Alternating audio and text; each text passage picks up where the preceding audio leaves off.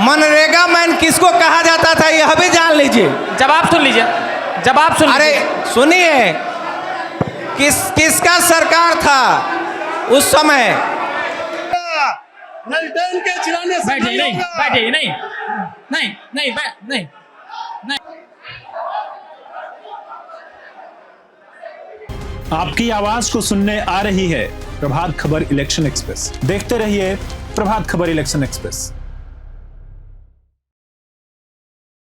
हम लोग बात करते हैं माँ थावे की नगरी, इसी से हथुआ स्टेट के नाम से दुनिया भर में पहचान बनाने वाली धरती।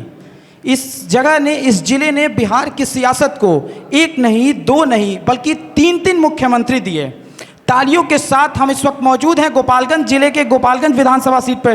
तालियों से स्वागत कीजिए हमारे मंच पे जितने भी मेहमान मौजूद हैं उनका हम एक एक करके परिचय करा दें। हमारे साथ बैकुंठपुर के पूर्व विधायक और जेडीयू नेता मंजीत सिंह जी मौजूद हैं। मंजीत जी, आपका बहुत बहुत स्वागत है।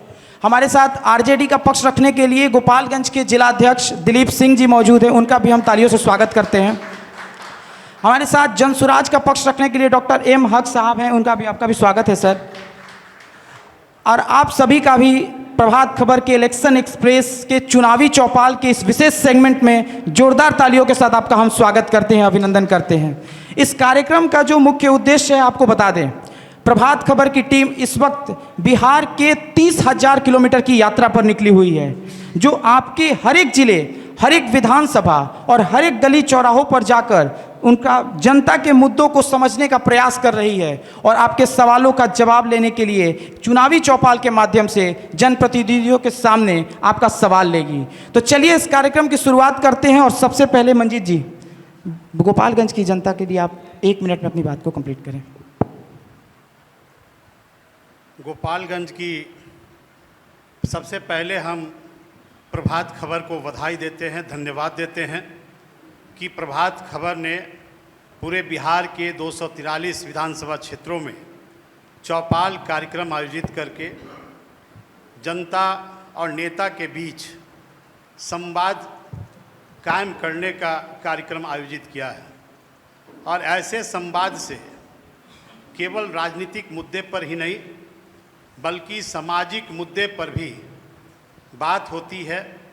और जनता पक्ष में हो या विपक्ष में हो, जनता के कई सवालों से निर्णय होते हैं, निष्कर्ष होता है और विकास का मार्ग प्रशस्त होता है।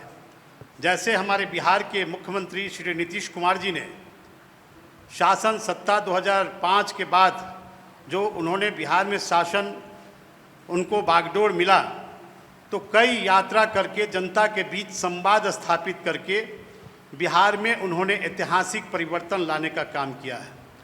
और यही कारण है कि 20 वर्षों में गोपालगंज सहित पूरे बिहार में हर क्षेत्रों में बिहार में परिवर्तन हुआ है। बिहार में विकास की गति तेज हुई है और उसी रफ्तार में गोपालगंज जिले का भी विकास हुआ है। और हम फिर जब चर्चाएं होंगी, जब जनता के सवाल होंगे, तब हम उस पर विस्तृत रूप से अपने विचार को भी रखेंगे। जी दिलीप सिंह जी। बहुत बहुत धन्यवाद। सबसे पहले प्रभात खबर की इलेक्शन एक्सप्रेस टीम को बहुत बहुत बधाई और शुभकामना। इस माँ थावे वाली की धरती पे आपका स्वागत है, अभिनंदन है। साथ ही साथ यहाँ जो भी लोग आए हैं उनका भी अभिनंदन है। प्रभात खबर के इस पहल को जितना सराहा जाए उतना कम है। निश्चित रूप से आपने जो यह पहल किया है, लोगों के बीच जाकर लोगों की बातों को सुनना, शासन और सरकार कहाँ पे विफल है, क्या होना चाहिए, आगे की क्या रणनीति होनी चाहिए, आगे किस तरह से बिहार विकास की पथ पर अग्रसर हो, इसके लिए जो आपने प्रयास किया है, निश्चित रूप से आप धन्यवाद और बधाई के पात्र हैं। आप सभी के समक्ष हम कहना चाहते हैं कि आज डबल इंजन की जो सरकार है, गोपालगंज में से पलायन कब रुकेगा यह पूछता है गोपालगंज। जो सत्र लेट चल रहा है छात्रों के भविष्य के साथ जो खिलवाड़ हो रहा है, यूनिवर्सिटी का स्थापना और समय से छात्रों का जो सत्र है वो कैसे पूरा हो, यह पूछता है गोपालगंज। बांध के पक्कीकरण के बारे में पूछता है गोपालगंज। यही सब चीज़ें हैं गोपालगंज के लोगों के तरफ से। हमारा यही कहना है और ये मांग है और यह विफलता है सरकार का, डबल इंजन की सरकार का। धन्यवाद। जी जी, डॉक्टर साहब।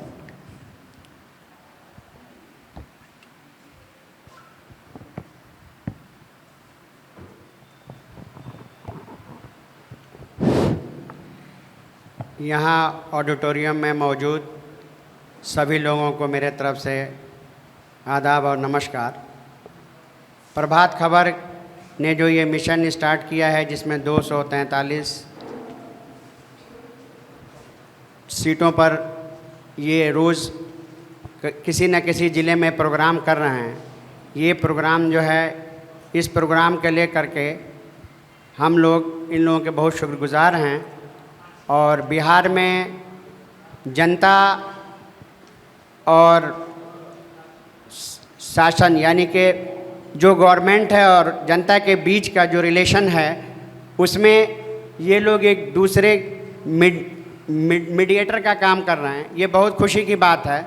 अब गोपालगंज के सवालों के लिए जो ऑडिटोरियम में लोग मौजूद हैं, वो जो भी सवाल करें उसका जवाब जो है हम लोग देने की कोशिश करें। जी धन्यवाद सर। ये जनता का कार्यक्रम है और हम सीधे अब जनता के बीच चलने का प्रयास करते हैं। हमारे सहयोगी राजकमल हैं, आप सबके एक एक सवालों को लेंगे। आप सबसे आग्रह है कि एक एक करके सवाल कीजिएगा और एक बार में एक ही सवाल करें। जिसको भी सवाल करना हो अपना हाथ उठाएंगे ऊपर। हमारा एक ही सवाल है, बिहार वासियों से सवाल है, बिहार में रहने वाले कुल नेताओं से सवाल है, चाहे वो आरजेडी का हो, चाहे वो भाजपा का हो और चाहे जदयू का हो।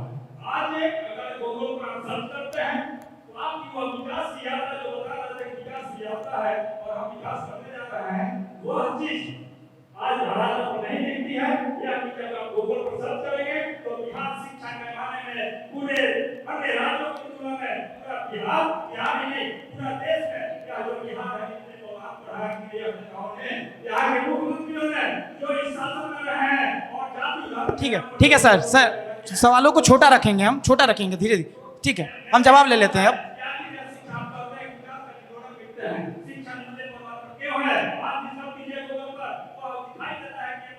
ठीक है सर,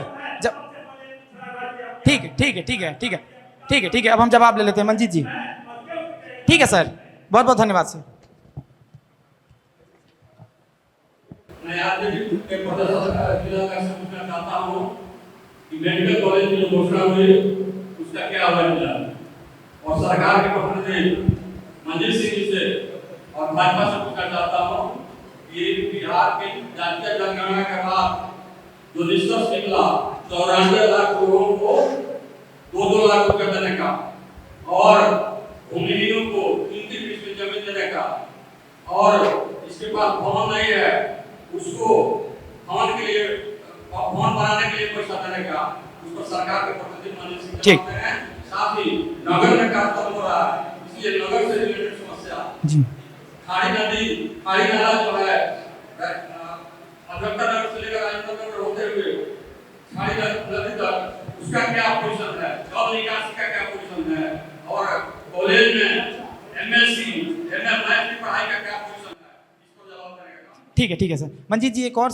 सवाल था कि जब हम ग्राउंड पे जा रहे थे, अलग अलग विधानसभा क्षेत्रों में जब चौराहे पर चर्चा कर रहे थे, तो एक समस्या यहाँ की निकल कर आई थी डिग्री कॉलेज को लेकर, काफ़ी समस्या है। तो सर पहले देखिए, सबसे पहले हम यह बताना चाहते हैं 24 नवंबर 2005 को आदरणीय नीतीश कुमार जी के नेतृत्व में पहली बार एनडीए की सरकार बनी, और 2005 में नीतीश कुमार जी के नेतृत्व में जब सरकार बनी, उस समय बिहार की स्थिति, बिहार की हालत क्या थी। यहाँ दर्शकों को यह जानना जरूरी है कि जिस समय नीतीश जी के हाथों में बागडोर बिहार की जनता ने दिया, उस समय मात्र 28,000 करोड़ बिहार का बजट था, और यह बजट बिहार का संपूर्ण विभागों का यह बजट 28,000 करोड़ का था। और नीतीश कुमार जी ने लगातार बिहार में राजस्व की वृद्धि की, बिहार में भ्रष्टाचार को रोका, बिहार में विभिन्न प्रकार के जो अपराध थे, अपराधी थे, उनको रोकने का काम किया। और यही कारण था कि आज बिहार में 28,000 करोड़ से बिहार का बजट 3,16,000 करोड़ पर पहुंचा। और जिस समय हम लोगों की एनडीए की सरकार 2000 में बनी, 2005 में, उस समय 12% ऐसे बच्चे थे जो आउट ऑफ स्कूल थे। वो किसके बच्चे थे? वह गरीब के थे, दलित के थे, पिछड़े के बच्चे थे। चूंकि उस समय कोई स्कूल का भवन नहीं था, प्राथमिक विद्यालय नहीं थे, उस समय मध्य विद्यालय नहीं थे, उस समय हाई स्कूल नहीं था, किसी प्रकार के शैक्षणिक व्यवस्था नहीं थे। बच्चों को प्रोत्साहित करने के लिए उनके लिए न तो किसी प्रकार का पुस्तक की व्यवस्था थी, ना कोई पोशाक की व्यवस्था थी, ना साइकिल की योजनाएं थी, ना 10+2 करने के लिए कहीं भी स्कूल कॉलेज खोले गए थे। तो नीतीश कुमार जी की सफर वहां से शुरुआत हुई। और हमको ये कहते हुए खुशी हो रही है कि आज जो 12.5% बच्चे जो आउट ऑफ स्कूल थे, नहीं जाते थे, नीतीश कुमार जी के शासन में 12.5% बच्चे आज स्कूल जा रहे हैं। माने 100% गरीब, दलित, पिछड़ों, अकलियतों के बच्चे आज जो स्कूल से बाहर थे वो स्कूल जा रहे हैं। क्या स्थिति था राष्ट्रीय जनता दल के समय में? शिक्षकों की संख्या उस समय कितनी थी? मात्र 2 लाख कुछ शिक्षकों की संख्या थी। आज नीतीश जी के समय 5 लाख लगभग शिक्षकों की नियुक्ति हो गई और 1 लाख हमें घोषणा हुआ कि तुरंत हमारी सरकार शिक्षकों की नियुक्ति करने का काम हमारी करेगी। और जो बात कर रहे हैं शिक्षा की, जानकारी होनी चाहिए। साक्षरता की बात जब करते हैं आप, 2001 में जो साक्षरता का दर इस बिहार में था वह 47.53% था। और आज नीतीश कुमार एनडीए के डबल इंजन के सरकार में कहते हुए प्रसन्नता हो रहा है कि यह डबल इंजन के सरकार में साक्षर दर 47% से बढ़कर 79.70% आज साक्षरता दर बिहार का बढ़ा है। वहीं जब महिला साक्षरता दर का आप जो बात करेंगे, 2001 में 33.57 साक्षरता का दर था, अब बढ़कर 73.9% बिहार का साक्षरता दर हो गया। और वही नहीं, बल्कि आप जान लीजिए इस बात को, पहले लड़कों के तुलना में लड़कियां स्कूल नहीं जाती थी भय के वातावरण के कारण, और आज आप इंटर में देख लीजिए, जितनी संख्या लड़कों की है उससे अधिक संख्या लड़की अब स्कूल में जाकर पढ़ाई कर रही है।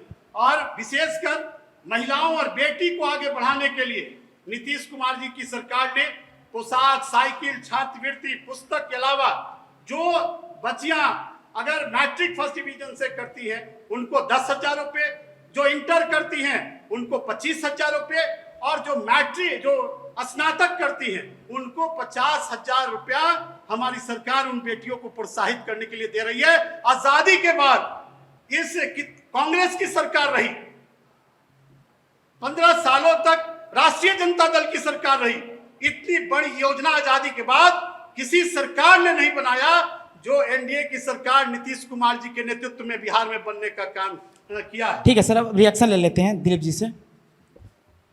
सबसे पहले तो हम एक चीज़ पूछना चाहते हैं, बड़े भाई हैं, कि मंच पे जो भी लोग हैं शायद सरकारी स्कूल के ही पढ़े हैं और 2005 के पहले के ही पढ़े हैं, और यह भी बताना चाहते हैं कि 2005 के पहले हैं लेकिन चरवाहा विद्यालय में पढ़े, नहीं प्राथमिक विद्यालय में नहीं पढ़े। नहीं, अगर विद्यालय नहीं था तो हम लोग पढ़े कहाँ से? चरवाहा विद्यालय में पढ़े, उसका नाम चरवाहा विद्यालय। चरवाहा विद्यालय भी खुला, उस व्यक्ति के लिए चरवाहा विद्यालय खुला जो स्कूलों में जाने में सक्षम नहीं थे, अपना काम करते हुए पढ़ाई करते थे। उसके अलावा सबसे ज़्यादा अगर IAS IPS अगर देने वाला कोई प्रदेश रहा है तो वह बिहार रहा है, यह भी समझना चाहिए। अगर स्कूल नहीं था, शिक्षक नहीं थे, गुणवत्तापूर्ण शिक्षा नहीं था, तो फिर इतने IAS IPS निकले कहाँ से? हमको लगता है कि माननीय मुख्यमंत्री जी भी सरकारी स्कूल के ही पढ़े होंगे। तो यह कहना कहीं से ठीक नहीं है कि उस समय, ठीक है उस समय व्यवस्थाएं थीं, उस समय तकनीकी डेवलपमेंट नहीं था, प्रति व्यक्ति आय पूरे भारत में नहीं था, निश्चित रूप से हम लोग 2G से 3G 4G और 5G के तरफ बढ़े हैं, विकास हुआ है। और रहा सवाल आपके द्वारा कहा गया कि अपराध, क्या यह अपराध नहीं है? उस समय तो कम से कम ICU में घुसकर गोलियां नहीं मारी जाती थी। ठीक उसके है। बाद नहीं नहीं नहीं नहीं नहीं हमारे नहीं नहीं उसके बाद सुनिए, एक मिनट सर, नहीं बीच में इंटरप्ट नहीं करेंगे आप, नहीं नहीं नहीं, बीच में इंटरप्ट नहीं करेंगे आप, आपके पास माइक नहीं है। उसके बाद मेडिकल कॉलेज के संदर्भ में बताना चाहते हैं, जब 17 महीने का कार्यकाल था इंडिया गठबंधन का, हमारे नेता आदरणीय तेजस्वी यादव जी उप मुख्यमंत्री थे और स्वास्थ्य विभाग का प्रभार भी उनके पास था। उस समय थावे में मेडिकल कॉलेज की स्थापना के लिए सभी चीज़ पूरा कर दिया गया। उसके बाद 300 करोड़ की राशि भी हमारे नेता ने आवंटित कर दिया। अब जवाब देना चाहिए एनडीए के लोगों को और माननीय मुख्यमंत्री जी को कि आखिर किस परिस्थिति में उस मेडिकल कॉलेज को आज ठंडे बस्ते में डाला गया है। दिलीप जी, आज हमारी टीम सुबह में थावे गई थी, तो वहाँ के स्थानीय जो लोग थे ना, उनकी सबसे बड़ी समस्या गोपालगंज और गोपालगंज जिले के तमाम विधानसभा क्षेत्रों में स्वास्थ्य व्यवस्था को लेकर ही था। क्योंकि कह रहे थे कि जब हम अस्पताल जाते हैं तो वहाँ पे डॉक्टर्स नहीं मिलते हैं और जो दवाई लिखी जाती है वो प्राइवेट अस्पतालों और प्राइवेट दुकानों से लेना पड़ता है। निश्चित रूप से अगर देखा जाए तो जिस समय हमारे नेता आदरणीय तेजस्वी यादव जी उप मुख्यमंत्री थे और स्वास्थ्य विभाग भी उनके पास था, तो रात को औचक निरीक्षण करने का काम हमारे नेता किया करते थे। और अभी जाकर देखिए सदर अस्पताल का जो हालत है, अभी थोड़ा दिन पहले फुलवरिया प्रखंड के देवेंद्र सिंह जी को सांप ने काटा और सांप काटने के बाद फुलवरिया अस्पताल में एंटीवेनम सांपकट्टी का दवा उपलब्ध नहीं था, जिसके कारण उनको रेफर किया गया और सदर अस्पताल आते आते उनकी मौत हो गई थी। यह है व्यवस्था। सदर अस्पताल में थोड़ी सी बारिश हो जाएगी तो जाइए देखिए कितना जल जमा होता है। यह है स्वास्थ्य विभाग की व्यवस्था। आप सदर अस्पताल में चले जाइए, वहाँ पे सिर्फ रेफर के अलावा कुछ नहीं होता है। यह है सदर अस्पताल। डॉक्टर साहब, अभी जदयू के नेता और राजद के जिला अध्यक्ष, इन दोनों ने अपनी अपनी सफाई दी। हम लोग जन सुराज, अभी हमारी पार्टी जो है 2 अक्टूबर को 1 साल उस पार्टी को बने हुए पूरा होगा। इसमें प्रशांत किशोर जी जो विज़न लेकर के चले हुए हैं, जिसमें एजुकेशन, हेल्थ, बिहार में एजुकेशन की जो हालत है उस हालत को पहली प्रायोरिटी देते हुए उन्होंने कहा कि अगर जन स्वराज आप 25 के इलेक्शन में किसी तरह से अपनी सरकार बना पाती है तो सबसे पहले बिहार में एजुकेशन और हेल्थ, इस पर ध्यान दिया जाएगा। अभी जो सरकार या अपोजिशन में जो लोग हैं वही इस सवाल का जवाब दे पाएंगे कि पिछले जो भी हुआ वो उसके हालात और उस पर ज़्यादा रोशनी डाल पाएंगे। ठीक है, अब फिर हम जनता के बीच चलते हैं, एक एक करके सवाल लेते हैं। आप लोग हाथ खड़े कीजिएगा जिनके वो सवाल करना होगा। हाँ,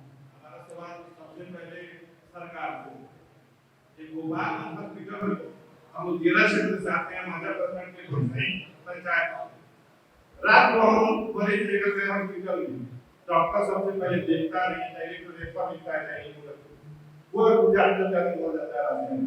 ये डॉक्टर आपकी सरकार की नजर व्यवस्था है, डॉक्टर नहीं। जब आपसे भी सवाल है, प्रशांत की जो खाली पैसा लेकर नीचे सुनाने। देखिए, बहुत सार्थक चर्चा हो रही है जनता से भी, और हमारे विभिन्न दल के जो साथी खड़े हैं वो बात उठाते हैं स्वास्थ्य पर, बात उनकी आती है शिक्षा पर। कम से कम जनता के सवालों के जवाब के साथ साथ विपक्ष के सवालों का भी जवाब देना हमारे लिए लाजमी है।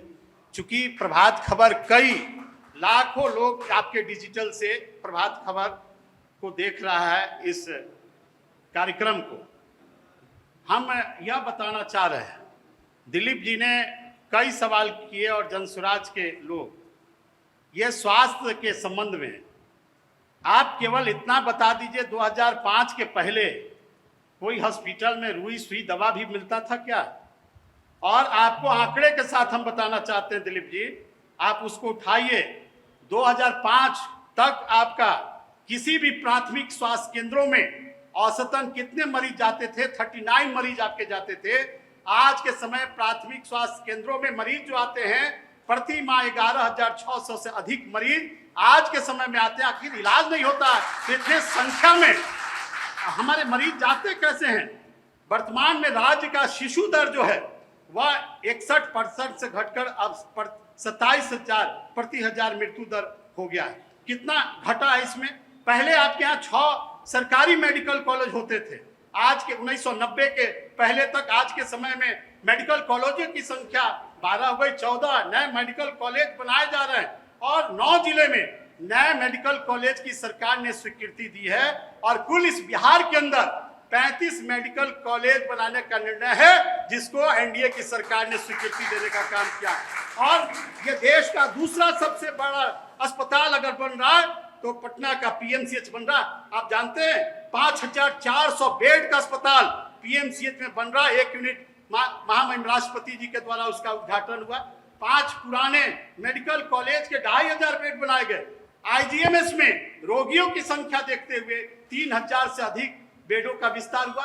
पहले जितने भी प्राथमिक स्वास्थ्य केंद्र थे उसको 30 बेड के अस्पताल के रूप में परिवर्तित करके हमारी सरकार ने उसको 30 बेड में सामुदायिक स्वास्थ्य केंद्रों के रूप में विकसित करने का काम किया।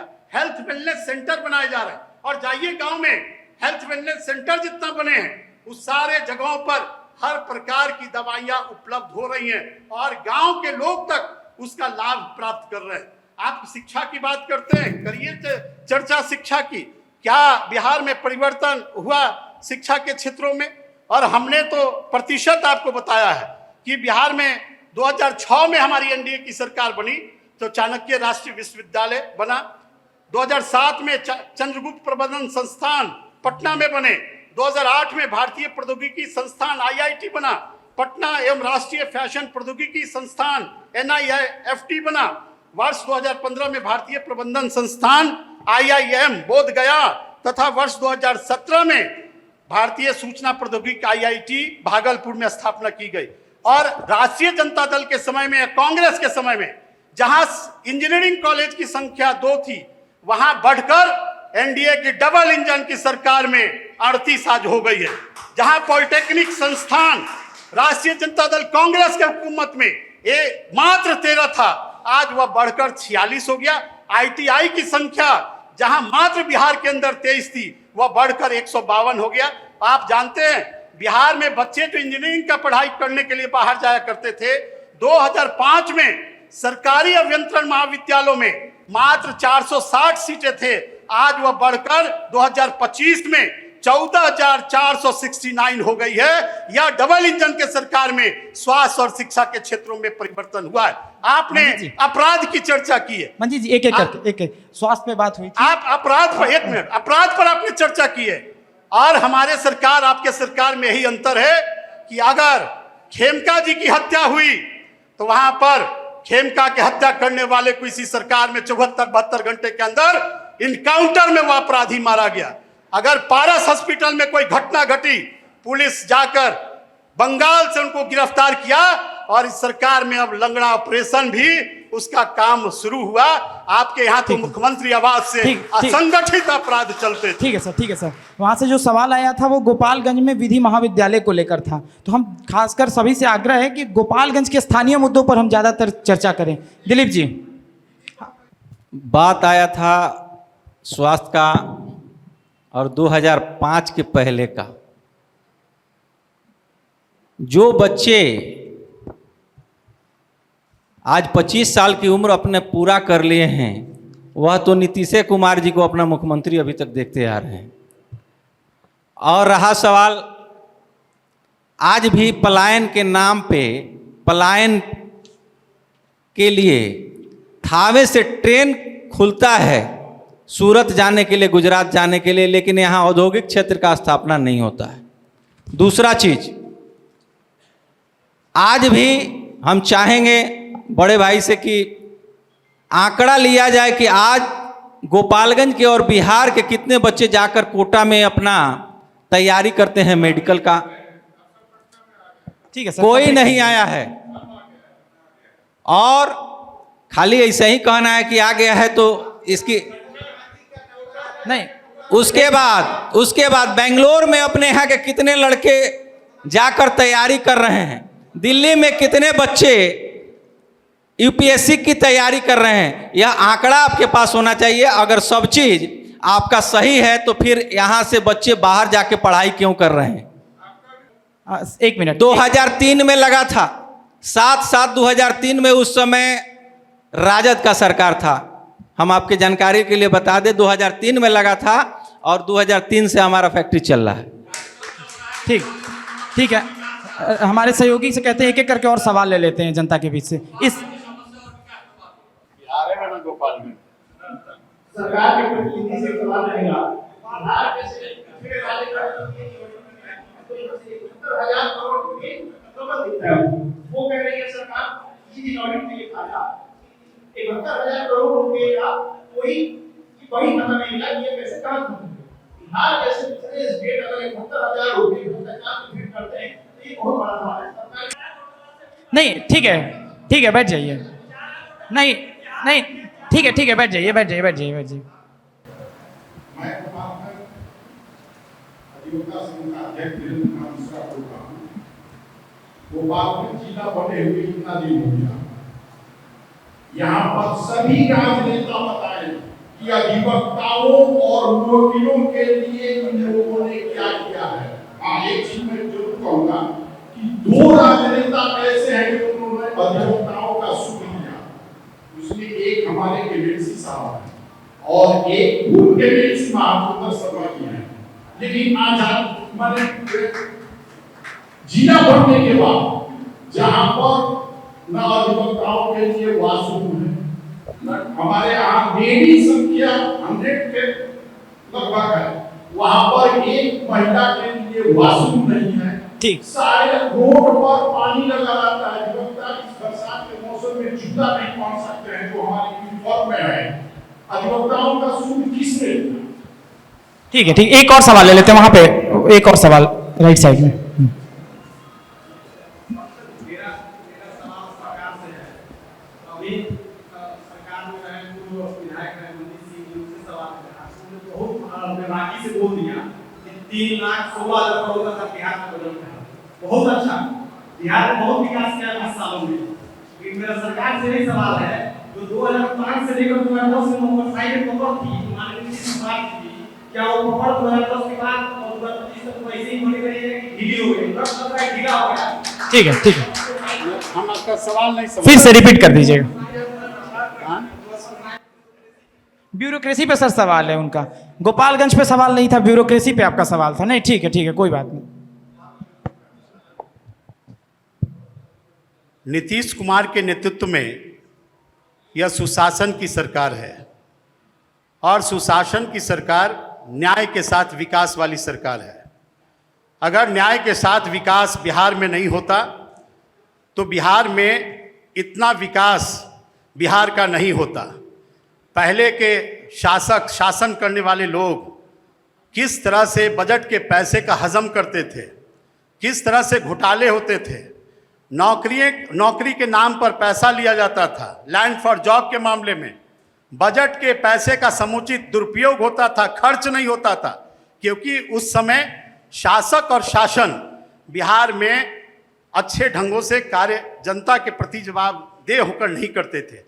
और नीतीश कुमार जी के नेतृत्व में जब सरकार बनी, क्राइम करप्शन जब बिहार में रुका, विभिन्न प्रकार की चोरियां जब रुकी, जिसके कारण बिहार का बजट का आकार 3,16,000 करोड़ पर पहुंचा। और यही कारण है कि बिहार में आज बदलाव दिखाई दे रहा है। अगर इस तरह से प्रशासनिक लाचार रहती, ढिल्ली रहती, भ्रष्ट तंत्र रहते पहले जैसे, तो बिहार में इतना बड़ा परिवर्तन आप बिहार के लोगों को दिखाई नहीं देता। आप उस दौर को नहीं देखे हैं जिस दौर में आज से 20 साल पहले बिहार में बिजली नहीं थी, बिहार में सड़क नहीं था, बिहार में कोई नर्सिंग कॉलेज नहीं थे, बिहार भय के वातावरण से था। तो बिहार जब मिला नीतीश कुमार जी को विरासत में, उस समय बिहार खंडहर बिहार था और उस बिहार को संभालकर नीतीश कुमार जी ने 20 वर्षों में बिहार में इतना बड़ा परिवर्तन लाया। और यही नहीं बल्कि नीतीश कुमार जी ने यह संकल्प किया है कि हमने युवा पीढ़ी के लोगों के लिए हमने जो वादा किया था कि 10 लाख हम नौकरी देंगे और हम 20 लाख से अधिक रोजगार देंगे। हमको यह कहते हुए प्रसन्नता हो रहा है कि हमारी सरकार ने 10 लाख के एवज में 12 लाख बिहार में युवाओं को नौकरी दी है और 12 लाख से वह 38 लाख रोजगार दिया है। और आने वाले दिनों में यह कैबिनेट से भी फैसला हुआ और माननीय प्रधानमंत्री श्री नरेंद्र भाई मोदी के मंच से नीतीश कुमार जी ने ऐलान किया है कि हम आने वाले 2025 से 30 हम बिहार के 1 करोड़ नौजवानों को रोजगार और नौकरी देने का काम करेंगे। या किसी सरकार ने इस तरह के ऐतिहासिक फैसले नहीं लिए। हम केवल घोषणा नहीं करते। आप देखिए नीतीश जी को उन्होंने कहा 2010 में कि बिहार में अगर हम बिजली नहीं देंगे हम बिहार में वोट मांगने नहीं आएंगे। उन्होंने कहा कि 5 घंटा के अंदर बिहार के कोने से हम रोड ऐसा बनाएंगे कि राजधानी तक लोग पहुंचेंगे 5 घंटे के अंदर। और नीतीश कुमार जी ने कमिटमेंट किया था जो बिहार की जनता से, एक एक कमिटमेंट बिहार की जनता से उन्होंने पूरा करने का काम किया। यह डबल इंजन की सरकार है और नीतीश कुमार जी के नेतृत्व में बिहार का ऐतिहासिक विकास हुआ है। यह बिहार और देश की जनता इस बात को स्वीकार कर रही है। सवाल की तरफ चलते हैं और एक खास बात मैं आपको बताना चाहता हूँ कि हमने अब तक मुझे लग रहा है कि 6 विधानसभाओं में हमने 44 लगाई हैं। यहाँ की जनता बहुत ही शांत और बहुत ही शालीन। सबसे पहले मैं आपके लिए एक बार ताली से आपका स्वागत करता हूँ। बहुत ही बेहतरीन तरीके से आप पूरे बात को सुन रहे हैं। एक गुजारिश के साथ जो मंत्रा सिंह हमारे प्रतिनिधि जनप्रतिनिधि हैं और जो हमारे साथ यहाँ बैठे हैं कि हम लोग दुनिया बदल सकते हैं, बस समय को रोक नहीं सकते। आप कुछ भी कर लीजिएगा, समय नहीं रोक पाइएगा। सिर्फ टू द पॉइंट जो सवाल है वो सवाल और जो जवाब है जवाब। वरना मुझे कोई शंका नहीं है कि आप लगातार 2 घंटा बोल सकते हैं। मैं एक जनप्रतिनिधि को जानता हूँ, नियमित 10 मिनट का बोलना हो तो भी बोला जा सकता है। और मैं आपके सवाल को समझता हूँ आप चाहे तो घंटे में बता सकते हैं। जी आगे सवाल उम्मीद में है भोपाल विधानसभा से संबंधित समस्याओं पर बात करते हैं, लेकिन देख रहे हैं कि मुख्य प्रतिनिधि उपलब्ध नहीं है तो सरकार पर ही सवाल करते हैं। माननीय दीप बाबू ने बताया जहाँ तक ट्रैक कर रहे हैं सवाल वही बता रहे शिक्षा सरकार 47.5% शिक्षा का इस वक्त कब तक है 90 के दशक की बात करते रहेंगे। आपका भी कम से कम सरकार में 20 साल हो गया और अभी आपने कहा कि 1 करोड़ नौकरी की, तो आपने 2 करोड़ का जो वादा किया था केंद्र को पूरा करेंगे और सरकार ने जवाब देने की सरकार कर रही तो आपने उनकी बात कर रहे हैं। एक तरफ 2 करोड़ 52,51,000 देश के अंदर आज 2011 की जनगणना इस देश के अंदर आज भी 80 करोड़ लोगों को राशन मुहैया कराया जा रहा है। वो असमसामयिकी का आंकड़ा है हमारी। ऐसे नहीं तो उस स्थिति में बताइए कि हमारा देश जा क्या रहा है, इस पर थोड़ा सा ठीक है ठीक तो साथ में सवाल है कि जो राशन दिया जा रहा है आपने उस तरह से कैसे देश आगे बढ़ रहा है। सवाल है आरजेडी के दिलीप सिंह जी से। अभी उन्होंने थोड़ी देर पहले सवाल कर रहे थे कानून व्यवस्था को लेकर। इन्हीं के पार्टी के विधायक को एक इच्छा मृत्यु मांग रहे हैं। यही सुशासन की सरकार है जो अपराधियों को इच्छा मृत्यु मांग रही है। ठीक है अब हम जवाब ले लेते हैं। हमने सुनी आपकी बात सुन रही हमारे मैं दिलशाद खान कांग्रेस से हूँ। यहाँ गोपालगंज की बात नहीं हो रही है, बहुत दूसरी बात शुरू हो जाएगी। गोपालगंज का विकास कैसे होगा इस पे हम लोग को प्रकाश डालना है। देखिए नीलगंज में शुगर फैक्ट्री था वो बंद हो गया, उसका ईंट गिर दिया। नीतीश जी आए थे 2005 में शायद आए थे ग्राउंड पे। नहीं एक मिनट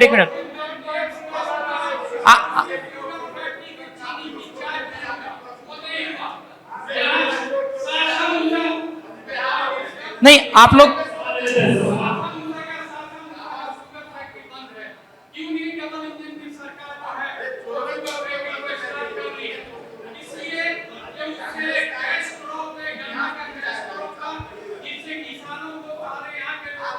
ठीक है सर, ठीक है सर, हो गया।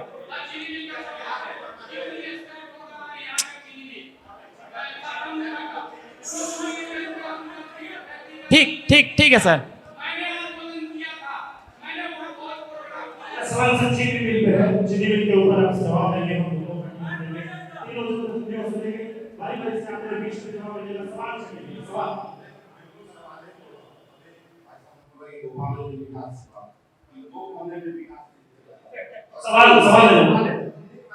जवाब का क्रम है।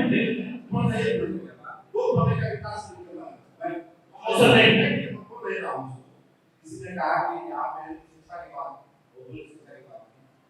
और फिर इसके बाद सवाल फिर एक बार वही हो रहा था कि हमने सब में 2005 की शिक्षा और आज की शिक्षा ये खबर के दुनिया में मेडिकल खबर के सीमांत मेडिकल सरकार ने नीति की एक के तौर पे एक चार प्रमुख सवाल है भाई इस एक करके जवाब देते हैं। आप शुरू करते हैं। पहले मेरे भाई बोले हैं कि यह तो हाल हो गया कि 2005 के पहले तो कुछ था ही नहीं। उसके पहले ना लोग कपड़ा पहनते थे, ना शिक्षा था, ना स्वास्थ्य था। अरे भाई इसका राग कितना दिन अलापिएगा। दूसरा चीज कि उस समय जब 2000 में जनसंख्या कितना था, तो जाहिर बात है सड़कों का चौड़ीकरण होगा, स्कूल की संख्या बढ़ेगी। लेकिन आप 2 पन्ने का लाइए विकास लिख के, चाहे 10 पन्ने का विकास लाइए। हम ये पूछना चाहते हैं कि अगर 20 साल में और केंद्र की 11 साल की सरकार है, क्या जरूरत पड़ा आपको घोषणा करने का कि युवाओं को 25 से 30 में हम आपको 1 करोड़ लोगों को सरकारी नौकरी और रोजगार देंगे। आप 20 साल बिहार में और केंद्र में आप 11 साल से हैं, क्या कर रहे थे, या क्या यह समय कम है? और सबसे बड़ी चीज है विकास लिख के रखने से नहीं होता है। स्वास्थ्य सुनिए स्वास्थ्य विभाग में आप जाइएगा, सुन लीजिए बात हमारी, सुन लीजिए दिलीप जी एक सेकंड। अरे सुन लीजिए बात, अरे रितेश बाबू सुन लीजिए, आप सुन लीजिए बात मेरी, सुन लीजिए। दिलीप जी एक सेकंड। आपके पास माइक नहीं है, आवाज नहीं जाएगी, फिर आपके सवाल का जवाब कैसे लेंगे हम? नहीं अरे हल्ला करने से नहीं होगा, विकास होगा ना। आपके घर भी लोग बीमार होंगे और जब रेफर होंगे ना तब आपको समझ में आएगा। आपके भी घर के बच्चे बाहर पढ़ते हैं। अगर बिहार में इस तरह का व्यवस्था रहता तो आपको बाहर जाने, अपने बच्चों को पढ़ाने की जरूरत नहीं पड़ती। अरे सवाल यह है, रितेश जी छोटा भाई है, बोलने दीजिए, बड़ा भाई जवाब देने के लिए तैयार है। हम कह रहे हैं कि आज के समय में विकास क्या किए यह पन्ने पे नहीं दिखना चाहिए, जमीन पे दिखना चाहिए। अगर आपका स्वास्थ्य व्यवस्था बेहतर है, डॉक्टरों की उपलब्धता है, सभी तरह का दवाई उपलब्ध है, फिर देवेंद्र सिंह की मौत क्यों हुई? अगर वहाँ के चिकित्सा प्रभारी की लापरवाही थी तो उस पर कार्रवाई क्यों नहीं हुई फुलवरियाँ पे? और कितना गैर जिम्मेदाराना स्वास्थ्य व्यवस्था है कि यहाँ के लोग जैसे जाते हैं अस्पताल में रेफर हो जाते हैं। इसमें सभी का फायदा है। दूसरा चीज कि उसके बाद सुन लीजिए, उसके बाद बच्चों को पढ़ने के लिए बाहर ही जाना पड़ रहा है, तो फिर शिक्षा की व्यवस्थाएं कैसी हैं? ठीक है। नहीं क्या उस समय कुछ नहीं था? दिलीप जी एक सेकंड, जवाब एक सवाल ले लेते हैं हम।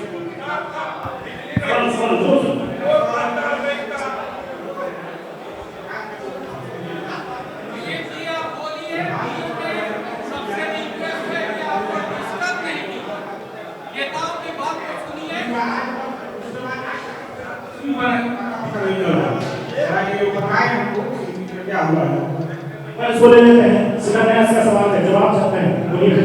2009 में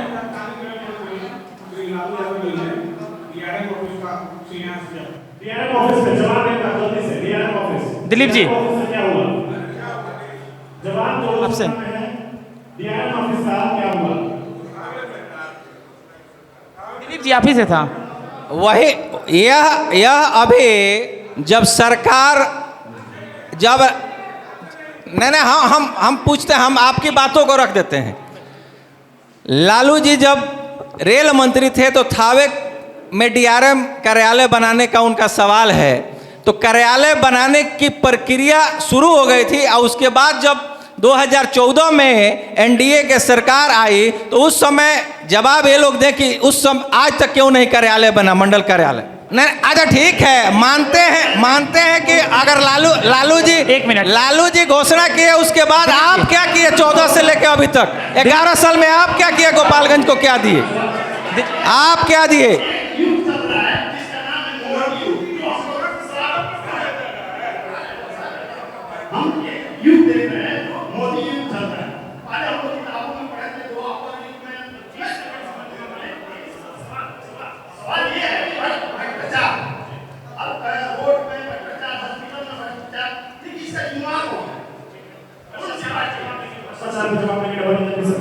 लेकिन एक बार आपका सवाल हो जाए बहुत देर साहब।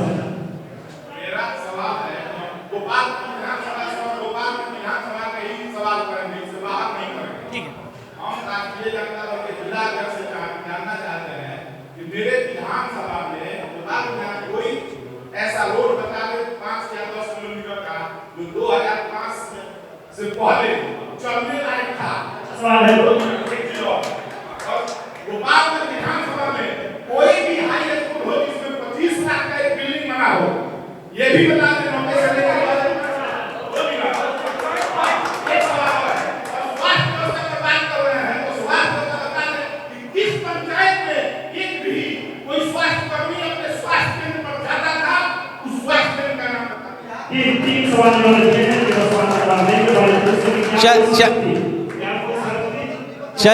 चलिए पहले आप जानकारी दुरुस्त कर लीजिए कि ये आपका सामने, हम बहुत ज़्यादा नहीं बात करेंगे।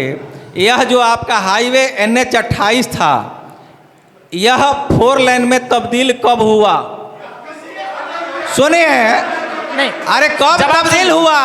कब तब्दील हुआ? उस समय आपका केंद्र में सरकार नहीं था। मनरेगा मैन किसको कहा जाता था, यह भी जान लीजिए। जवाब सुन लीजिए, जवाब सुन लीजिए। अरे सुनिए, किसका सरकार था उस समय? अरे हल्ला करने से नहीं ना होगा, हल्ला मत करिए।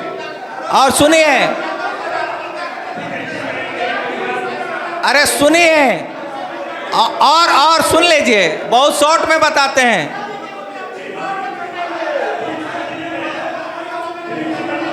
सिद्धवलिया को प्रखंड किसने बनाया?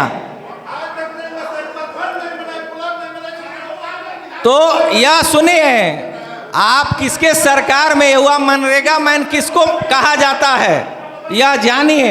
हल्ला करने से नहीं होगा। उसके बाद क्या सड़क नहीं था? अब हम हर एक सड़क, बिना सड़क का लोग चलता था? कभी बाढ़ आता था? हल्ला करने से नहीं होगा, हल्ला मत करिए। सुनिए, मुद्दे की बात करिए।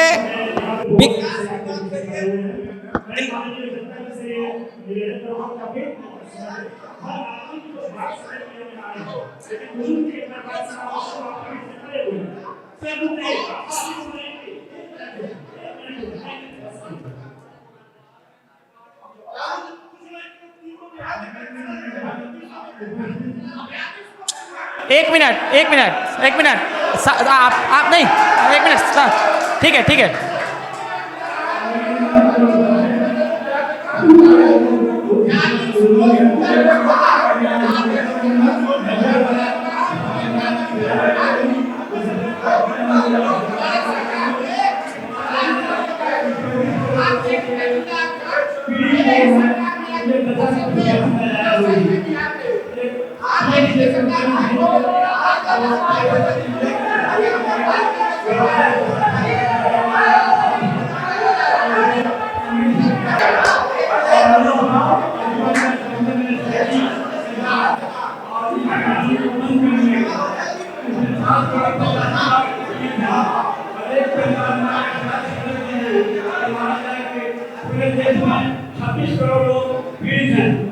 उसी फरियाद को सुनाने के लिए मैं अफवाह से आया हूँ।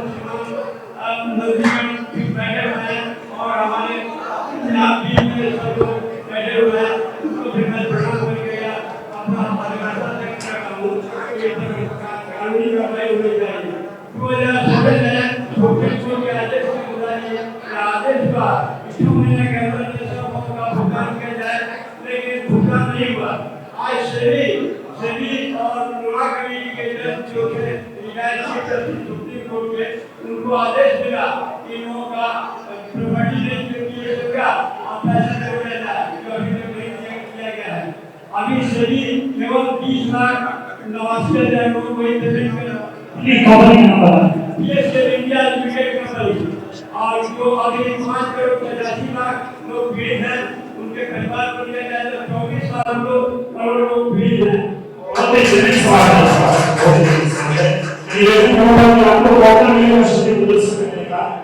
जब नॉमिनेशन होगा, जब आपके दिमाग खड़े होंगे, आप ही होंगे वहां पे, कौन शक्ति को प्रदर्शित करके दिखाएगा? आज आवश्यकता है आपके सवाल की, और आज आवश्यकता है इनके जवाब की। अगर आज जिंदा जवान फोटोग्राफ की नजर लगाएंगे तो उसका कहीं कोई फायदा नहीं होगा। इस पर कोई इस राज्य में जितना मन होता है कांग्रेस कामती है। जवाब दे रहे हैं बीएसए अपना का सवाल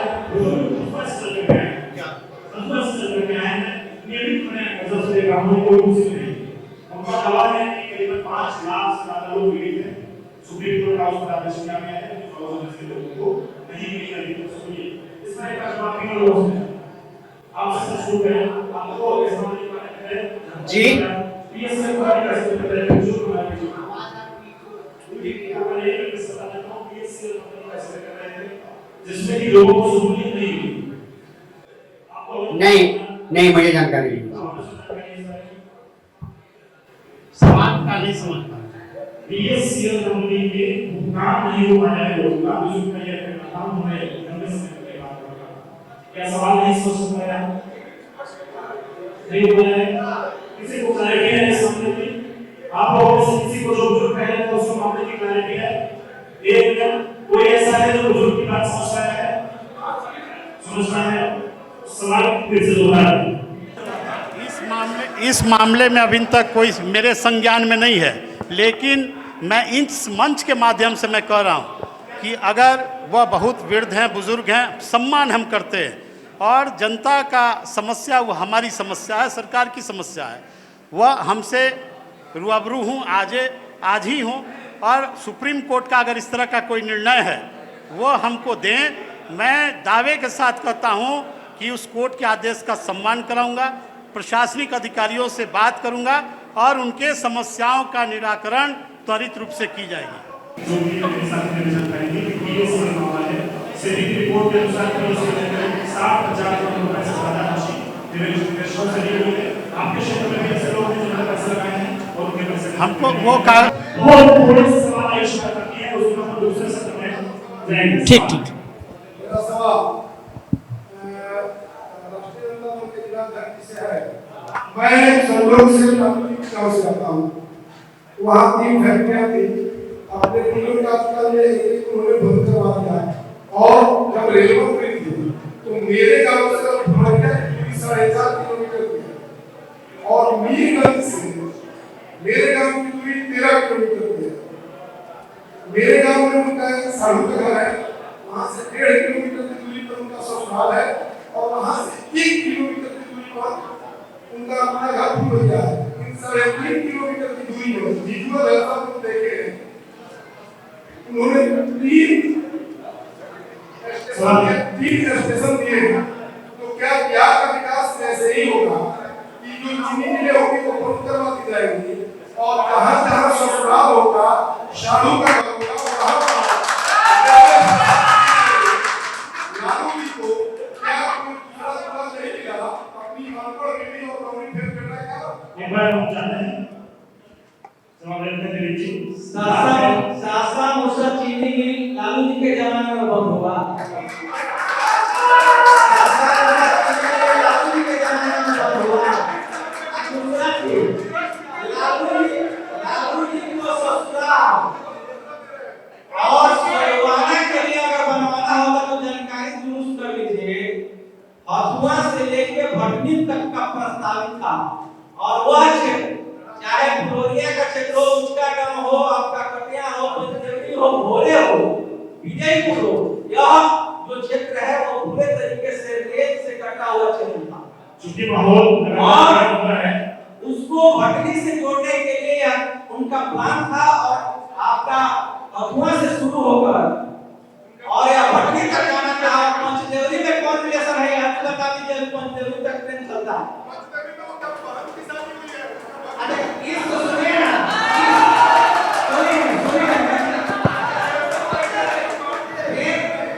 अगर आप कहते हैं कि लालू जी रेल मंत्री थे तो क्या उनको ट्रेन की जरूरत थी? ऐसा कुछ नहीं है। इस क्षेत्र के इस गोपालगंज के विकास के लिए उन्होंने हथुआ से लेकर भटनी तक प्रस्ताव किया। तो क्या शासनानुसार चीनी मिल कौन बंद कराया? और बिहार में जब लालू प्रसाद जी रेल मंत्री थे तो 3-3 फैक्ट्रियां देने का काम किए। दरियापुर सुन लीजिए, अरे सुनिए ना, चलिए माहौल काफी गर्म हो जा रहा है। सवाल का जवाब आ गया है। आपने दे दिया। दरियापुर एक पहिया कारखाना और मढ़ौरा में रेल इंजन और आपका वहां पे जवाब आ गया है। जवाब आ गया है और सवाल की तरफ बढ़ेंगे। इलेक्ट्रिक इंजन का दिलीप जी का जवाब आ गया है। जवाब आ गया है। अगले सवाल की तरफ बढ़ते हैं। हमारे पीछे महिला कार्यकर्ता और एक महिला हमारी ऑडियंस में कोई विशेष सवाल है।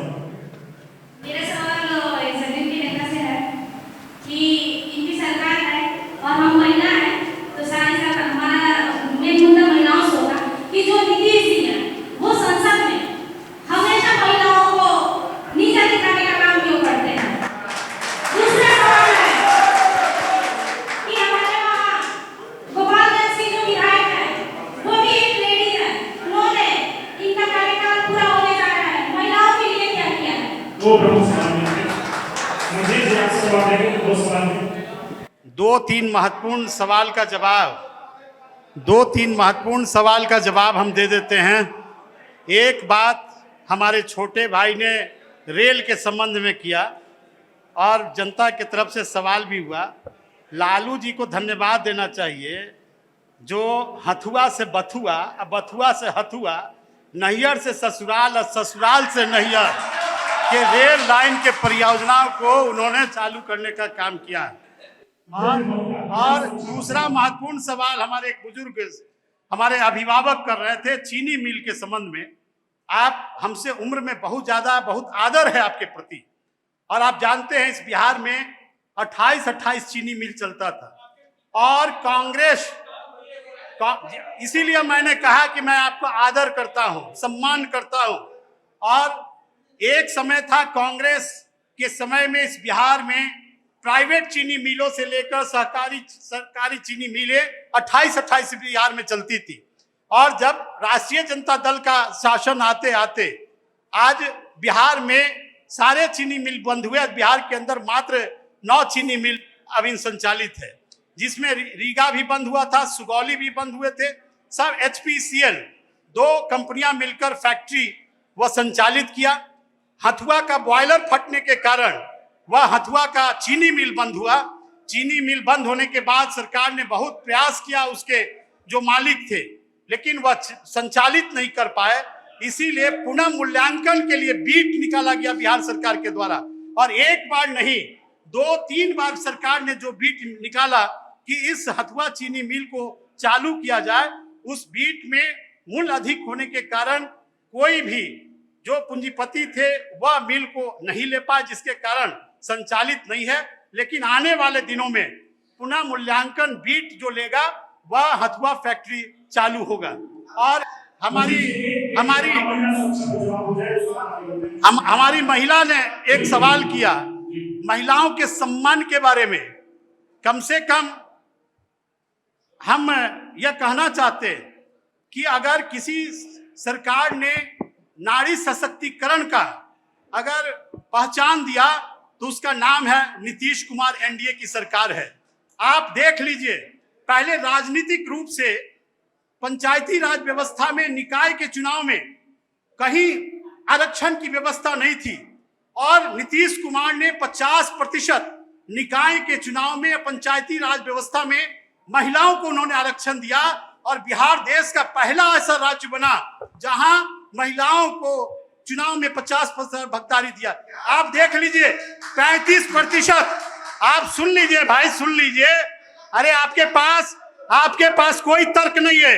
मैं इस मंच पर हम घंटों आपसे डिबेट कर सकते हैं। हम बैठे हैं डिबेट करने के लिए। लंटेन के चिल्लाने से नहीं होगा, लंटेन के चिल्लाने से नहीं होगा, लंटेन के चिल्लाने से नहीं होगा। बैठिए, नहीं नहीं नहीं नहीं नहीं नहीं नहीं नहीं नहीं नहीं, इस तरह से नहीं होगा सर। एक सेकंड, इस तरह से डिबेट नहीं हो सकता है। नहीं नहीं, आप लोग पूरा समाप्त इसको करते हैं हम यहीं पे। बहुत बहुत धन्यवाद आप सभी का, बहुत बहुत धन्यवाद सर। प्रभात खबर.com, विश्वास वही, रफ्तार नहीं।